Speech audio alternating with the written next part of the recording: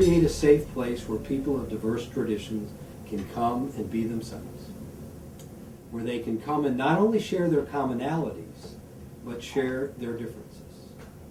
Can we create a safe place where religion, which can often be emotionally charged because it's enmeshed in ethnic or other kinds of conflict, where people can at least sit down at the table and talk it out?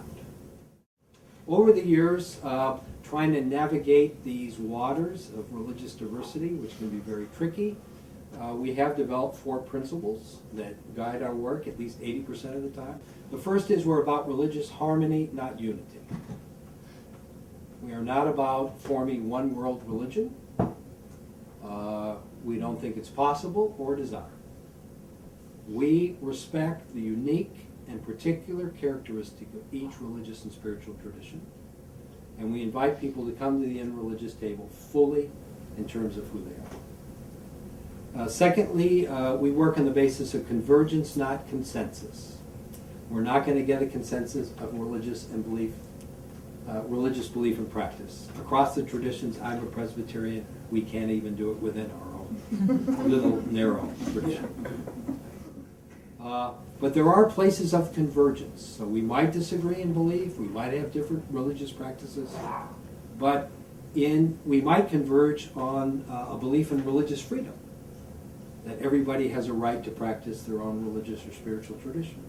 Or we might converge on care for those more vulnerable in our society. You catch my drift here. So, and what the Parliament does is look for those places of convergence. So maybe Muslims and Catholics converge in strengthening the family, and Jains and pagans and Unitarians want to work on an environmental issue. So we will support both efforts, and we don't force them to work together. The third principle is facilitation, not some kind of formal structure.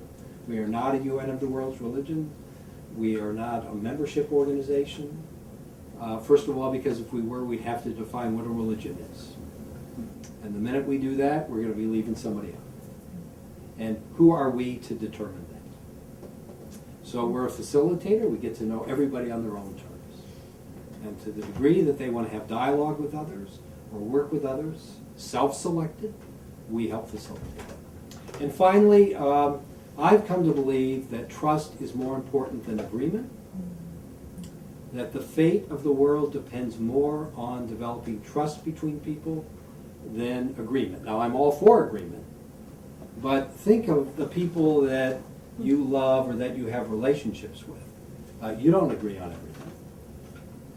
And I often meet people who agree on most things but don't trust each other. So most importantly at the Parliament, everything we do is geared to try and forming a safe place in which trust can be cultivated so that we can find our commonalities, we can find those places of convergence, but also a safe place of trust where we can work out our differences. And those places where we may never see eye to eye.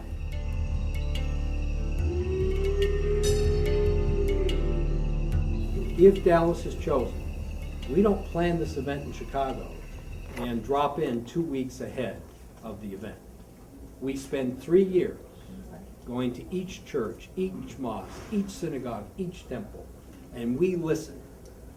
What is important to you? What do you want the theme of this event to be? What do you want to discuss at this event? And most importantly, how can you use this event to better relations between religious communities here in Dallas-Fort Worth and to find more opportunities to work together? In some ways, the event is not the point. The event is how we're all changed by it and how we can work together. You have a wonderful team here who are all working as volunteers, giving hours and hours of their time to win the bid for Dallas. But they're not going to win the bid unless you're a part of it. Yes. If we don't see the broad spectrum of religious communities involved, we're not coming. So we need for you to get behind this event. Thank you very much.